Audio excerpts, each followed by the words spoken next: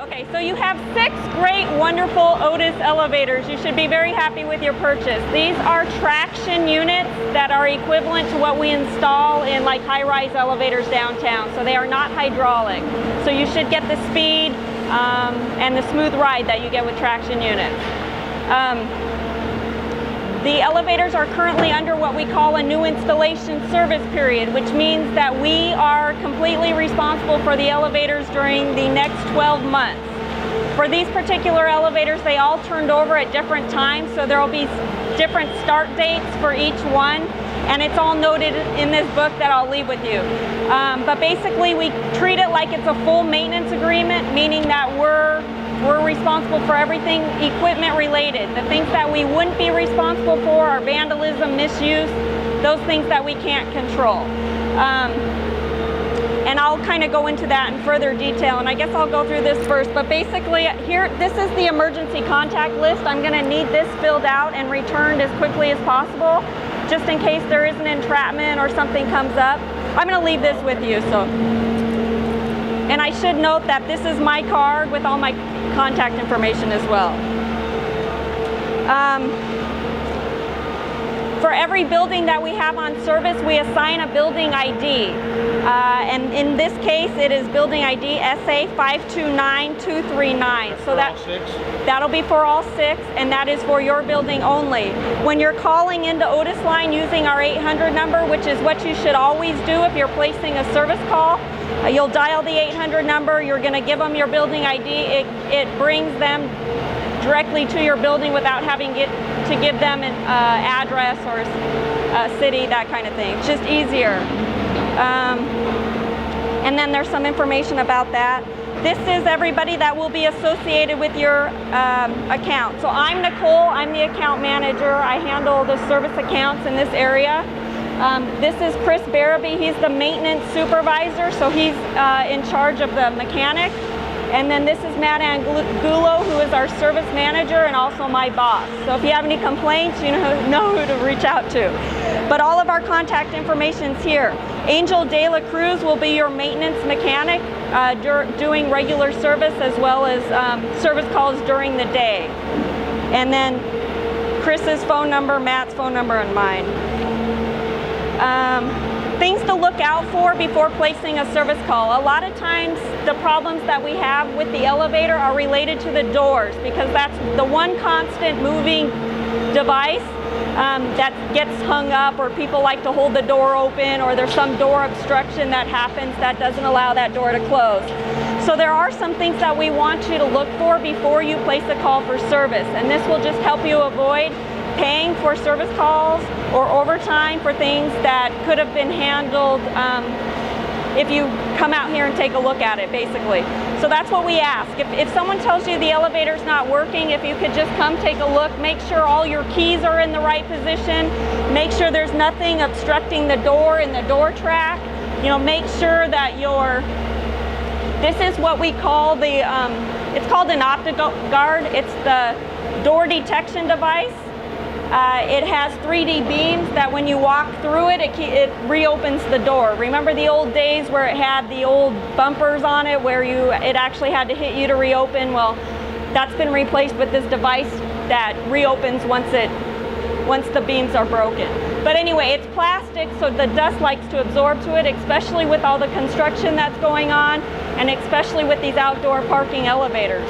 So it's important that you keep them wiped down, just with like a cloth, preferably a dry, soft cloth, no chemicals, no water, just so you don't damage anything. But if you could keep it wiped off, and they're on both sides, all the way up and down. And then I'm going to go through the key switches and stuff in just a minute once we go inside the elevator. Again, it tells you how to place a... Okay, cool, thanks. Sorry, I'm late to the game. No problem. 2 ways to place a service call. You can do it by picking up the phone. You can also do it online. So feel free to use either option, whatever's more convenient for you. As I mentioned, they are under a new installation service period for 12 months. And these Each of them turned over at different times, or most of them did, so these are the dates that that period runs through.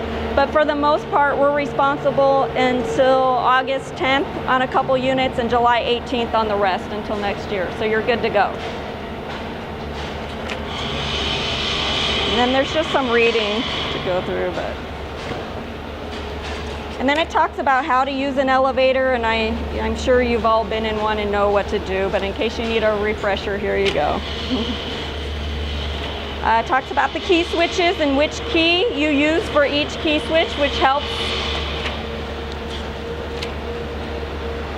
It talks about the safety features, Lambda, that's actually the OptiGuard now.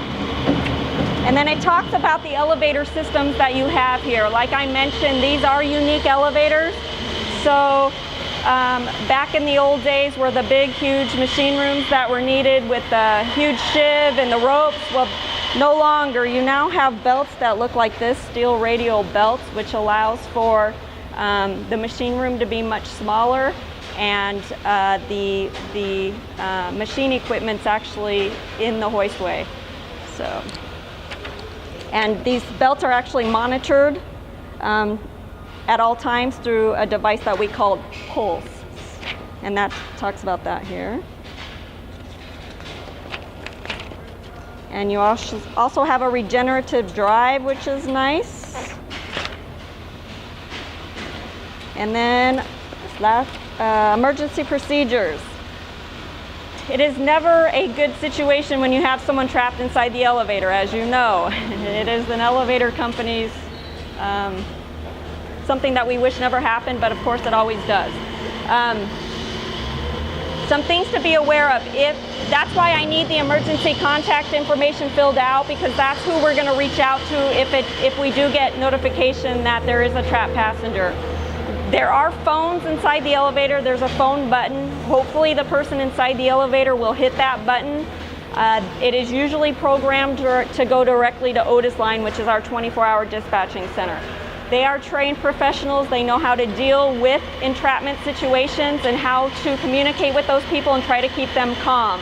Unfortunately, now with cell phones, a lot of times people just pick up the phone and dial 911. If they do hit the button, they will also notify my emergency contact list that I have person listed, and they will reach out to you and let you know that someone's trapped inside the elevator. What we would like to see happen is that you or whoever's on site communicate with that person inside the elevator as well, and just say, we know you're aware that you're trapped, help is on the way. Just try to keep them calm, because a lot of times, it feels really small when you're actually stuck in there. So, and you feel so disconnected from the rest of the world. Yeah. So they are trained. If there's somebody that person trapped needs to communicate with, they can actually connect them with that person, and they'll do everything they can to try to keep them calm. You guys, I'm just curious. You guys charge for monitoring the phone. It is included during the new installation service period. It is also included under our full maintenance agreement. So no, we do not charge for the monitoring of the phone.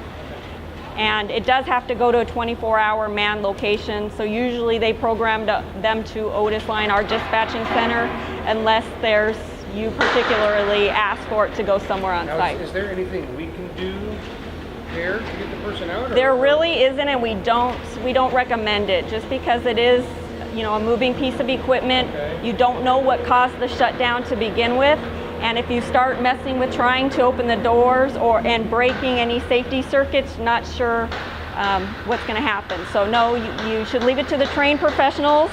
And now, how long is this going to take? It depends. If it's during regular time, we have a huge presence in the area. It shouldn't take long at all. We always treat in What are you talking about? 30 minutes to 60 minutes during regular time. If it's overtime and the mechanic's at home, of course it can take longer. You're looking, 60 minutes. It just depends on traffic too, because you got to remember we don't have lights and sirens on our cars, so we got to deal with the traffic just like everyone else does. Every entrapment should be treated individually. There is the chance that the person inside the elevator will be experiencing a medical emergency. That's something that you need to assess on a case-by-case basis. You know, everyone always, you know, it seems like every time someone gets trapped, they all think that they're having a medical emergency or need help right away, that kind of thing. So we don't advise on getting the fire department involved unless you absolutely need to. And the reason I say that is because they will come and they will get in, but usually they use the jaws of life as the form to enter the elevator, which causes damage to the door, you know, the damage to the jamb, that kind of thing. So if you can avoid that, that's what we recommend. Is call Otis. We'll get here as quickly as we can. Like I said, we've got several guys right here in the area. Hopefully it's during regular time. If it is overtime, it could take a little longer. Okay, fire recall, phase 1 and phase 2. Phase 1 takes place out here in the hallway. This key switch should always be in the off position unless you're performing this test. Just be aware of that. I'm going to insert your UTF key and I'm going to turn it to the on position. It'll recall, it's supposed to recall both elevators down. This one's down at the moment, so it's recalling this one. The door, it makes a buzzing sound as it comes down and the door's open. You should find it sitting here with the doors open if it's in fire recall. What do I want to say to that? Just make sure that you hear it buzzing as it comes down and that door opens and stays open. While it's still in phase 1, in the on position, I'm going to remove the key and we're going to go inside the elevator. So you know you're in fire recall because the fireman's hat is lit right here. You use the same UTF key to open the cabinet door and you have another key switch here. This is phase 2. Again, this should always be in the off position unless you're performing the test. But I'm going to use that same key and turn it to the on position. And basically this gives us complete control of the elevator. It's not going to do anything until I tell it what to do. So if we want to go to the second floor, you actually... I'm getting confused with the whole independent. Okay, so for second floor, we're going to take it to the second floor, but I got to tell it close the doors. And if you were to reopen it in anywhere along the way, it's going to reopen. It's what we call a peekaboo. So you're going to push and hold till it fully closes, and once it does, it'll take off and take us to the second floor.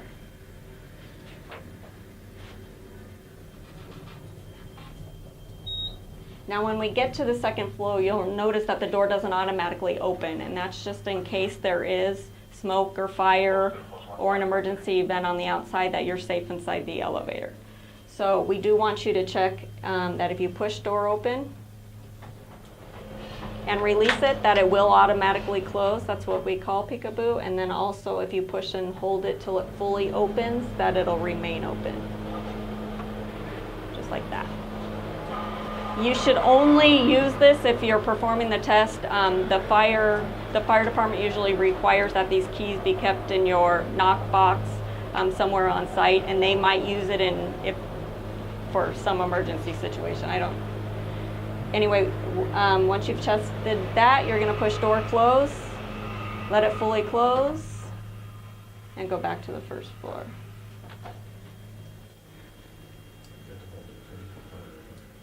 There is a bell on top of the car. It doesn't alert anyone, just people in the surrounding area if you were to push it, so it's not like you're calling the fire department or anything. But there is a phone inside the elevator as well, and we'll go through that in just a second. Okay, so we're back at the first floor. Push and hold door open. Make sure that door fully opens. Turn it to the off position. And then you'll go back. Okay, so it's currently in the on position. I'm going to turn it all the way to the left to reset and then back to off. The elevator should go back to normal operation. Especially with these outdoor parking elevators, you're going to experience sometime in the future that you're going to come in and find these elevators sitting here in fire recall, and you'll know because it'll be lit up saying fire recall, and the doors will be sitting, or the cars will be sitting here with the doors open. If that happens, you can insert your UTF key, turn it all the way to the left to reset, and then back to off. If it was a situation where the elevator's recalled, it should go back to normal operation. If it doesn't, it's because there's an issue with your fire recall, with your smoke head or something needs to be reset at the fire panel. So just be aware of that. And if you can run the elevator while in the reset mode and it operates normally, it's not an issue with the elevators. The elevator's working fine. It's an issue with your smoke head, so just be aware of that. Don't call Otis because we're not going to be able to do anything to help you. You'll need to get your fire life safety company involved. Okay, so back to the off position. Now we're going to go back inside the elevator. Sorry. Access key switch. This is for mechanics only. You won't have a key for that. This is your light key. It's currently in the on position. You can turn it off. Fan, currently on. Again, you can turn it off. It's not air conditioning or anything like that. It's just a small little fan for some ventilation, but it does help on hot days. Independent service, this is probably the key switch you will use the most. It should always be in the group position in order to operate normally. And this is a great key switch to use, especially when you're trying to clean the door tracks or out or anything like that, or wipe those the door detection device down, vacuum the inside of the cab, whatever, because it keeps that door open. So it was just in independent before I turned it to group and the door closed. But anyway, so in independent, again, you've got to tell it what to do. So if I want to go to the third floor, you've got to push and hold. If you release, it's going to reopen. So push and hold till it fully closes. Once that happens, it's going to take off and take us to the third floor. The difference is that once we get to the third floor, again, that door opens and fully opens, and it's going to sit there open. So it's a great opportunity for loading stuff inside the elevator, that kind of thing, because it takes the door out of the equation. So a lot of times people hold that door open, and if you hold that door open, it will eventually fault out. So in this case, if there's a reason you need to keep that door open for an extended period of time, this is the key switch that you use for it. It's a nice feature to have. Again, to go back to the first floor, push and hold door close. While we're doing that, we will test the phone and see what happens. Please stand by while we contact a representative. Okay, door fully opens. I'm going to turn it back to the group position so it'll close that door so we can hear.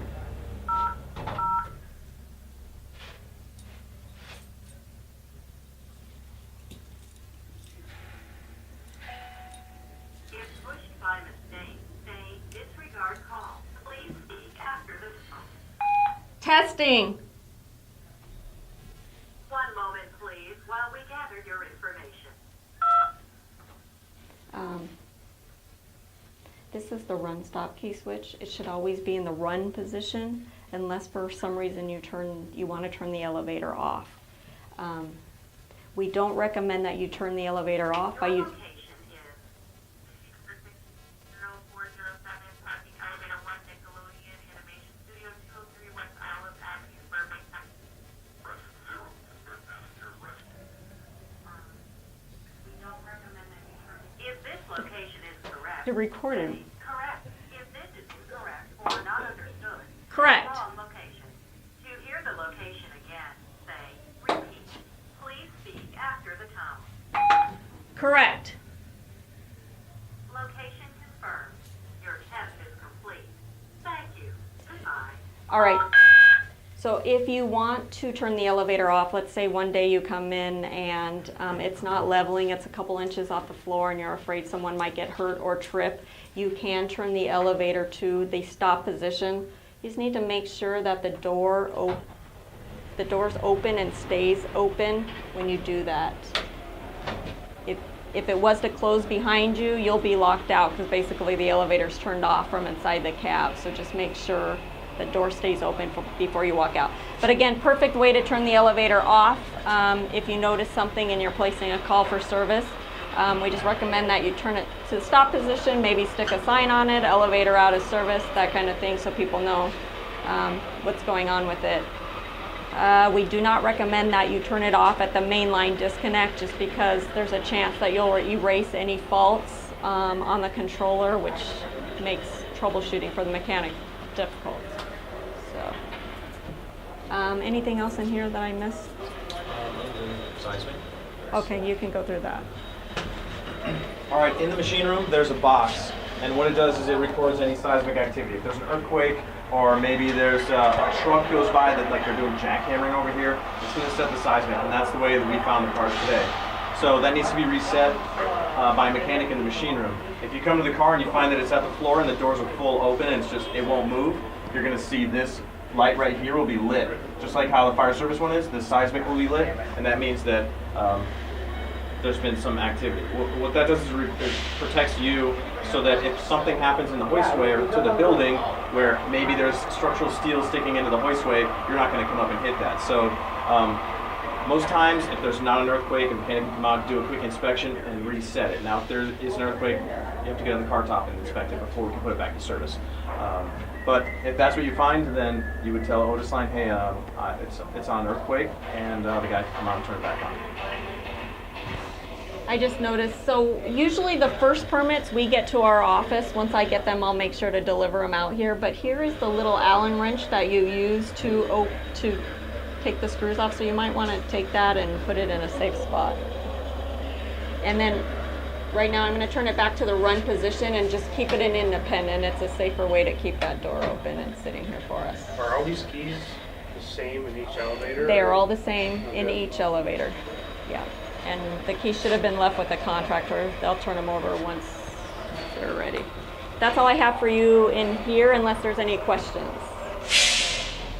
Mainline disconnects. So this is how you power the elevator on and off. There is high voltage, so we recommend that you not touch them. On each mainline disconnect is the state number for each elevator. So each elevator is assigned its own state number, and that is written on the disconnect, but there's really not any more to it than that. This also tells you where the elevator is being fed from. Like this is from a larger panel. So if there's some instance where maybe you can't lock this out, it does have instructions on where to go. Also, if you come here and find that this is locked and tagged out, we're just going to ask you not to take the locks off and turn it on because the mechanics determine that it's unsafe to run. So in that instance, somebody's working on it, there'll be a lock on here and a tag. Just one last item. We pick up our scope of work, the elevator tray, from this disconnect. Basically, after this disconnect, on. That's our responsibility.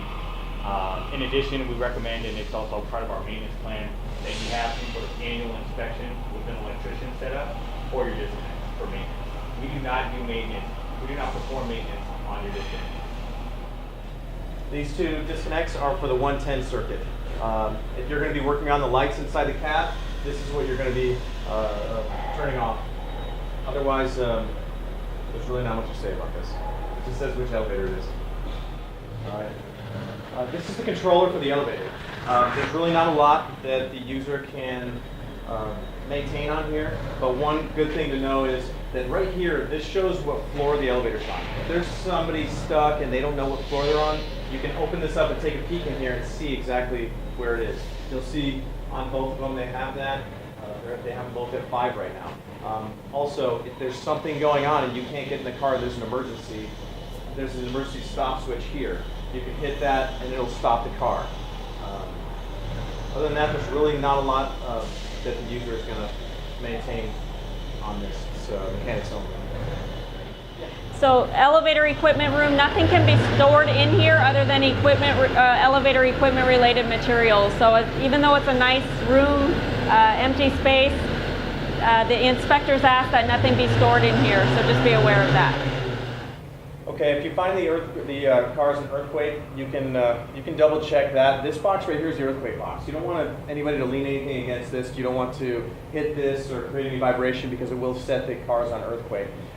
You can tell because this trip light will be red, and that'll tell you that this box itself has been tripped. All right, there's the room is temperature controlled. There's an air conditioning here, but in the you don't want to turn the temperature down It says right here, you have to keep it between 32 and 104 degrees. Any higher than that, then there's a chance the elevator will protect itself and shut down on high temp. So in trying to save money or like that, you don't want to turn the temperature down in here. It's going to cause problems with your elevator.